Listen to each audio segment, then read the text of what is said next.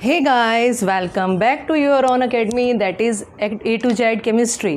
स्वागत है आप सभी का मेरे इस प्लेटफॉर्म पे, आपके अपने प्लेटफॉर्म पे जिसका नाम है A to Z chemistry.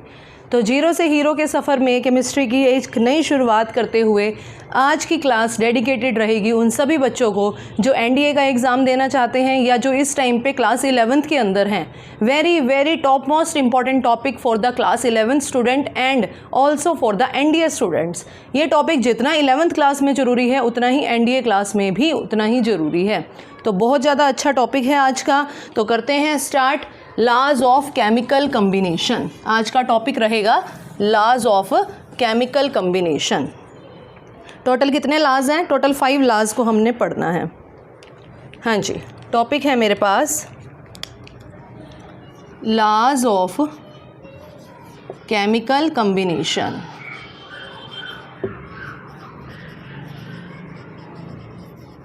Laws of chemical combination के अंदर क्या चीज़ है? लॉज ऑफ केमिकल कम्बिनेशन की कोई भी केमिकल आपस में जब कंबाइन करता है तो वो कैसे केमिकली उसको किस साइंटिस्ट ने क्या ला दिए और वो कैसे केमिकल रिएक्ट करते हैं और वो कैसे किस हिसाब से किस साइंटिस्ट ने क्या अपनी थ्योरी दी, ये सब आएगा किसके under? Laws of chemical combination के अंडर। तो ये टॉपिक जाएगा। उसके बाद स्टार्ट करते हैं फर्स्ट लॉ जिसका नाम है law of conservation of mass. Conservation of mass. Law of conservation of mass के अंदर क्या है? देखो, कंजर्व वर्ड का मतलब क्या होता है? बचाना। कंजर्व वर्ड का मतलब बचाना। किस चीज़ को बचा के चल रहे हैं हम? मास को कंजर्व करके चल रहे हैं। जैसे मैंने एक एग्जांपल लिया, आइस। आइस कितनी ली है? 100 ग्राम। अगर ये आइस वाटर कितना बन गया? वाटर भी अगर 100 ग्राम बना है, कब? एक कंडीशन अप्लाई है, इन क्लोज्ड कंटेनर। कहता है अगर आइस भी 100 है और पानी भी 100 बना है, ऐसी कंडीशन यानी कि मास ऑफ रिएक्टेंट, क्या बात आ गई? Mass of reactant is equals to mass of a product. अगर रिएक्टेंट का मास और प्रोडक्ट का मास बराबर आ जाता है, मतलब जितना मास रिएक्टेंट का था उतना ही मास अभी प्रोडक्ट का भी है, मतलब जितना मास था पहले उतना अब है, कोई भी खर्च नहीं हुआ। मतलब जो मास है वो क्या हो रखा है? कंजर्व हो रखा है। Mass of reactant is equals to mass of product. तो ice is equals to water. इसके लिए ये कैसा कंटेनर होना चाहिए? क्लोज्ड कंटेनर, बंद बर्तन के अंदर ये चीज़ पॉसिबल है। तो law of conservation of mass किस साइंटिस्ट ने दिया था? ये चीज़ जरूर कर लेना। किसने दिया था? लेवोइसर नाम के साइंटिस्ट ने।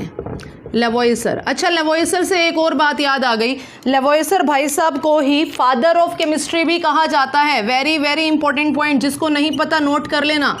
फादर ऑफ केमिस्ट्री भी यही भाई साहब हैं, फादर ऑफ केमिस्ट्री। एंटोनी लेवोइसर इनका पूरा नाम है। ठीक है, तो क्या कहते हैं ये लेवोइसर भाई साहब? लेवोइसर जी के हिसाब से mass can neither be created, mass can neither be created nor be destroyed. Mass ना ही कभी ख़त्म होता है ना ही कभी बनाया जाता है, but it can transfer. It can transfer, ये ट्रांसफ़र हो सकता है। कहाँ से कहाँ? From one form to another. एक फॉर्म से दूसरी फॉर्म के अंदर ये क्या हो सकता है? जा सकता है।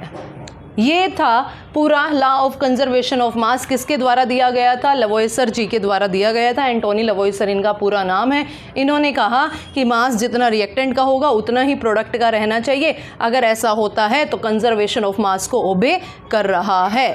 जैसे C+O2 goes to CO2।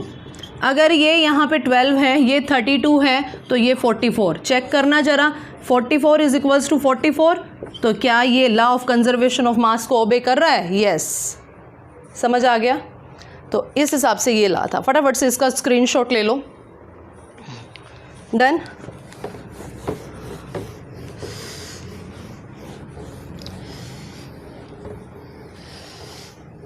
Second law. Second law क्या कहता है? Law of constant proportion.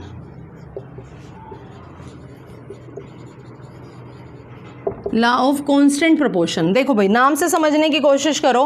Constant proportion, constant का मतलब क्या है? कांस्टेंट का मतलब फिक्स रहना, डेफिनेट,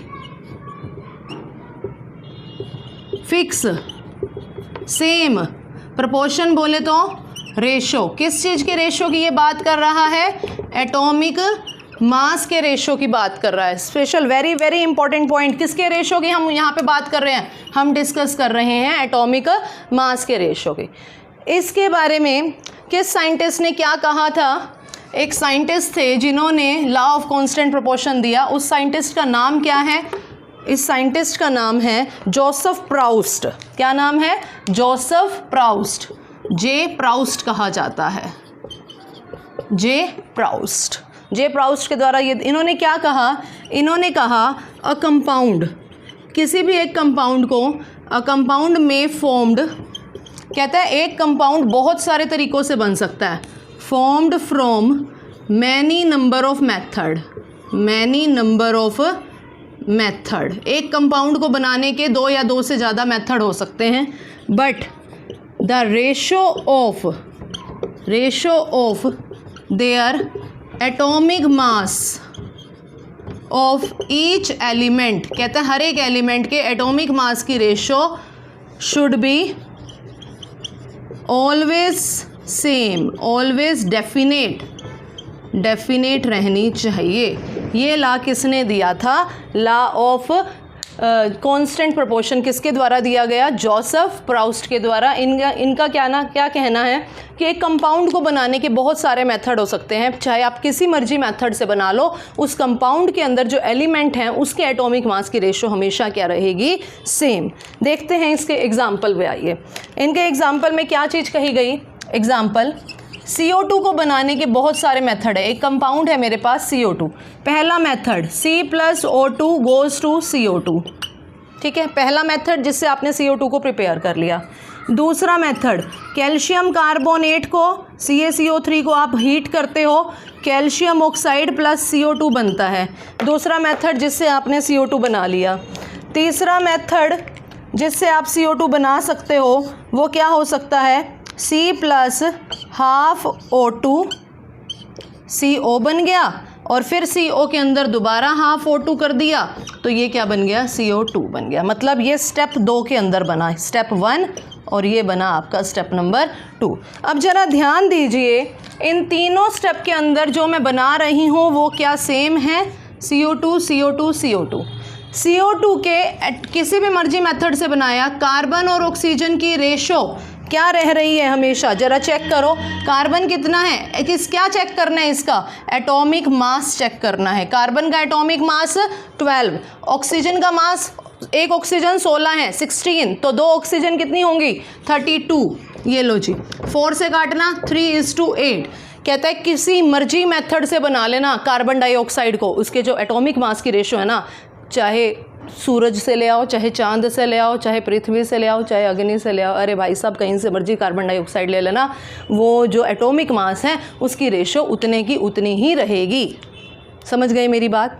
ये किसने कहा था? जोसेफ प्राउस्ट ने। ये था हमारा second law, law of constant proportion. फटाफट से स्क्रीनशॉट ले लो।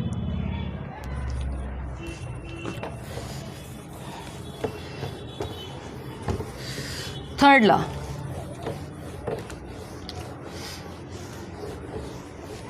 क्या कहता है third law? Law of inversely proportional. Third law है हमारे पास law of multiple proportion. Multiple proportion, proportion का मतलब तो आप लोगों को पता लग ही गया। प्रोपोर्शन क्या होता है? रेशो। मल्टीपल प्रोपोर्शन, मल्टीपल का मतलब बहुत सारे, होल नंबर रेशो भी हो सकता है, होल नंबर मल्टीपल एक दूसरे के। प्रोपोर्शन का मतलब रेशो। किसके रेशो की बात कर रहा है? एटॉमिक मास के रेशो की बात कर रहा है, वही पहले वाली बात। अब एग्जाम्पल पहले लेते हैं, स्टेटमेंट बाद में बनाने की कोशिश करेंगे। एग्जाम्पल पे आइए। कहता है आपके पास 2 या 2 से ज़्यादा एलिमेंट हैं। मान लो मेरे पास कोई 2 एलिमेंट हैं, एक है हाइड्रोजन, एक है ऑक्सीजन।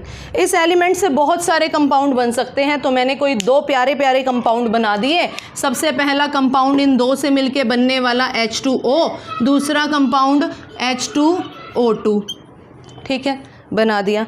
इसके अंदर किसी एक एलिमेंट की, इसके अंदर हाइड्रोजन चेक करो, इसके अंदर ऑक्सीजन चेक करो। हाइड्रोजन कितनी है? एक हाइड्रोजन का मास होता है 1, दो हाइड्रोजन का मास 2, एक हाइड्रोजन का मास होता है 1, दो का मास 2। ऑक्सीजन इसके अंदर कितनी है? मास 16, 16 दूनी 32, 32। मेरी बात समझ में आ रही है? मैंने कोई दो एलिमेंट लिए, इन दो एलिमेंट से मेरी नॉलेज के अंदर दो कंपाउंड बन सकते हैं, बन तो और भी सकते हैं, H2O एंड H2O2, ये दो ही बन सकते हैं, ठीक है, और नहीं बन रहे। हाँ, ये दो कंपाउंड बन गए। अब इनका एटॉमिक मास चेक कर लिया, 2:16, इसका चेक किया 2:32। अब यहाँ पे जरा बड़े ध्यान से देखना, ये 2 और ये 2 क्या है? सेम है, ठीक है। तो अगर ये दो में से एक एलिमेंट की रेशो एटॉमिक मास सेम है, तो क्या दूसरा एलिमेंट आपस में होल नंबर रेशो दे रहा है? 16 1 16 2 आपस में इनकी रेशो कितनी आ गई? 1:2। This is a whole number multiple ratio. Multiple का मतलब क्या होता है? 1 2 3 4 5, ये सारे क्या हैं? 1 के मल्टीपल है। 2 4 6 8 10, ये सारे क्या हैं? 2 के मल्टीपल्स हैं। मतलब एक दूसरे के क्या होने चाहिए? मल्टीपल होने चाहिए। डन, ठीक है जी। तो ये मल्टीपल है। अब इसका बनाने की कोशिश करते हैं, स्टेटमेंट बनाने की। अच्छा, किसने दिया था ये लॉ ऑफ मल्टीपल प्रोपोर्शन? दिया गया था डाल्टन जी के द्वारा। डाल्टन भाई साहब, जिन्होंने डाल्टन की एटॉमिक थ्योरी दी थी, डाल्टन, नोट कर लेना, ये इंपॉर्टेंट बातें हैं। अब इन्होंने क्या कहा? इन्होंने कहा 2 एलिमेंट्स कैन कंबाइन टुगेदर, दो एलिमेंट जब आपस में मिलते हैं टुगेदर टू फॉर्म 2 और मोर देन 2 कंपाउंड, 2 या 2 से ज़्यादा, मोर देन 2 कंपाउंड, 2 या 2 से ज़्यादा कंपाउंड बना सकते हैं। एंड द एटॉमिक मास, बना ही रही हूँ मैं आपके सामने, कुछ रट्टा नहीं मार के खड़ी। Atomic mass of any one element is same, अगर किसी एक का एटॉमिक मास सेम है, then the second element would bear a simple whole number ratio. क्या देता है वो? Simple whole number ratio. बहुत अच्छा है, दोबारा बता रही हूँ। 2 एलिमेंट आपस में जुड़े, 2 या 2 से ज़्यादा कंपाउंड बना सकते हैं। उसका एटॉमिक मास किसी एक एलिमेंट का अगर सेम है, तो दूसरे एलिमेंट का क्या होगा? सिंपल होल नंबर रेशो में होगा। ये था आपका third law of multiple proportion. I hope सभी को समझ आ रहा होगा। कोई डाउट हो तो मुझे बोल देना। क्लियर है? रब करते हैं, स्क्रीनशॉट ले लो फटाफट से। फोर्थ लॉ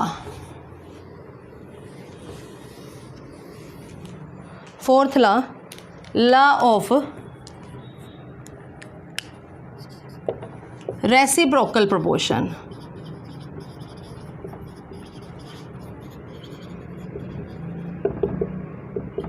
रेसिप्रोकल प्रोपोर्शन क्या कहता है? रेसिप्रोकल का मतलब क्या होता है? उल्टा पुल्टा सा। प्रोपोर्शन मतलब वही रेशो। किसकी रेशो?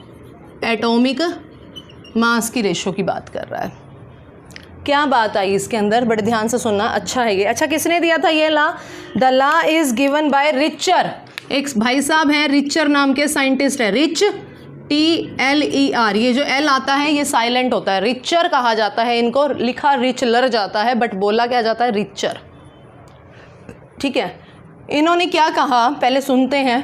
कोई 2 एलिमेंट हैं A, B, किसी तीसरे एलिमेंट C के साथ कंपाउंड बना रहे हैं। कोई 2 एलिमेंट्स हैं A एंड B, किसी तीसरे एलिमेंट C के साथ क्या कर रहे हैं? कंपाउंड बना रहे हैं। A और C के बीच में कोई कंपाउंड बन रहा है, मान लो A2C बन रहा है, और B और C के बीच में भी कोई कंपाउंड बन रहा है, मान लो B2C बन रहा है। ठीक है, तो क्या कहता है ये? कहता है A और B के बीच में आपस में कोई कंपाउंड बने चाहे ना बने, हमें कोई लेना देना नहीं है। मतलब कोई कंपाउंड बने चाहे ना बने, हमने कुछ नहीं करना उसका। कहता है इन दोनों के आपस की रेशो चेक करो। इसमें देखो C और C क्या है, कॉमन है, तो इन दोनों के आपस की रेशो A रेशो B जाएगी। वैसे तो 2 जाती, A का भी 2 जाता, B का भी 2 जाता, 2 से 2 कैंसिल हो जाता, A/B गई। क्या ये रेशो एग्जैक्ट यही है कि A और B की डायरेक्ट रेशो बिना कोई कंपाउंड बनाए, डायरेक्ट रेशो लेनी है आपने बिना कोई कंपाउंड बनाए, without making a compound, without compound. अगर ये सेम है तब ये लॉ ऑफ रेसिप्रोकल प्रोपोर्शन को ओबे कर रहा है। आई रिपीट अगेन, हमने कोई 2 एलिमेंट लिए, let us take 2 elements A and B and this is make the compound. क्यों ये किसी तीसरे एलिमेंट C के साथ क्या कर रहा है, कंपाउंड बना रहा है A। और अब इसमें एग्जांपल लेके चलते हैं। लो जी एग्जांपल ले लेते हैं। हमने लिया ऑक्सीजन और सल्फर, तीसरा एलिमेंट लिया हाइड्रोजन। ये कंपाउंड बना रहा है H2O और हाइड्रोजन सल्फर के साथ कंपाउंड बना रहा है H2S। ये दोनों आपस में देखो, इसकी रेशो चेक करो 2:16, इसकी रेशो चेक करो 2:32। ये रेशो और ये रेशो सेम है, इन दोनों की आपस में रेशो 16:32। क्या ये रेशो वही है जब ऑक्सीजन का एटॉमिक मास 16 होता है, सल्फर का 32 होता है? क्या ये रेशो सेम है जबकि ऑक्सीजन और सल्फर कोई कंपाउंड भी नहीं बना रहा? Yes, it is same. Then it obey the law of reciprocal proportion. I think सभी को समझ आ गया होगा। आप लोग इसको अपनी लैंग्वेज में लिख भी सकते हैं। 5th लॉ हमारे पास है, रब कर रही हूँ मैं, इसको अपनी लैंग्वेज में लिख लेना जैसे 3 लॉ मैंने अभी लिखे हैं। 5th लॉ मेरे पास है लॉ ऑफ, फिर भी अगर किसी को लगे ना कि हम ये नहीं लिख सकते तो मुझे कमेंट कर देना, मैं कमेंट सेक्शन के अंदर इसको लिख के दे दूँगी, ठीक है। 5th लॉ मेरे पास है गे-लुकास लॉ। ये लुकासिस बोलते हैं इसको। एक साइंटिस्ट थे जिनका क्या नाम था, एविगेड्रोस लुकास। ये लुकास नाम के साइंटिस्ट थे जिनके नाम पे ये लॉ पड़ा था। एविगेड्रो नहीं थे, एविगेड्रो लॉ अलग है, मैं मिक्स कर रही हूँ। गे लुकास नाम के साइंटिस्ट थे जिनके नाम पे ये लॉ पड़ा था। ये लॉ स्पेशली किसने दिया था? गे लुकास ने दिया था। किसके लिए दिया जाता है? स्पेशली फॉर गैसेस के लिए। वेरी इंपॉर्टेंट, गैस के लिए दिया जाने वाला स्पेशल लॉ कौन सा है? गे लुकास लॉ। गे लुकास लॉ क्या कहता है? गे लुकास लॉ कहता है जब कोई 2 गैसेस आपस में मिल रही हैं और कोई नया गैस बना रही है, मान लो ये AB2 बना रहा है, ठीक है, तो इनके बीच की जो ये कंपाउंड है ये आपस में कैसा होना चाहिए? कहता है जब ये मिलती हैं ना, जब ये आपस में कंबाइन करती हैं, तो जब ये आपस में कंबाइन करती हैं, इनका जो मिलने का वर्क है वो वॉल्यूम के केस में होता है। इट मीन्स ये वॉल्यूम के साथ एक दूसरे से क्या करती हैं? कंबाइन करती हैं। अब इसका वॉल्यूम, इसका वॉल्यूम, इसका वॉल्यूम, ये वॉल्यूम आपस में क्या होना चाहिए? सेम हो, मतलब होल नंबर होना चाहिए। 1:2:2, यहाँ पे कितना है? 1। हर एक रिएक्टेंट का और हर एक प्रोडक्ट का आपस में, मतलब एक डेसिमल पॉइंट नहीं आना चाहिए। क्या आना चाहिए? होल नंबर होना चाहिए। बटे में नहीं होना चाहिए, फ्रैक्शन के अंदर नहीं होना चाहिए। It should be a whole number. अगर मान लो यहाँ पे होल नंबर नहीं आता, मान लो यहाँ पे आ जाता 1:1/2:1, आप क्या करते हैं? इसको पूरे को 2 से मल्टीप्लाई, 2:1:2। आपको आई थिंक शोर सुनाने देने लग गया होगा, बच्चा आ गया मेरा ऊपर, ठीक है। जिस रूम में मैं क्लास लेती हूँ उस रूम में मेरा बेटा आ गया, तो आई थिंक मुझे लगता है इस क्लास को यहीं पे ख़त्म करना चाहिए। एक बार मैं इस लॉ को दोबारा रिपीट कर रही हूँ। गे लुकासिस लॉ, गे लुकास नाम के साइंटिस्ट थे, उन्होंने दिया था। ये लॉ किसके लिए बताया गया है? गैस के लिए बताया गया है। जब भी कोई 2 गैसेस आपस में मिलती हैं, वॉल्यूम के केस में कंबाइन करती हैं और उनके मिलने का जो वॉल्यूम होता है रिएक्टेंट का और प्रोडक्ट का, that should be a whole number ratio. समझ आ गया सभी को? ये थे हमारे टोटल 5 लॉज जो क्लास 11th के अंदर भी जितने ज़रूरी हैं और उतने ही NDA में भी हैं।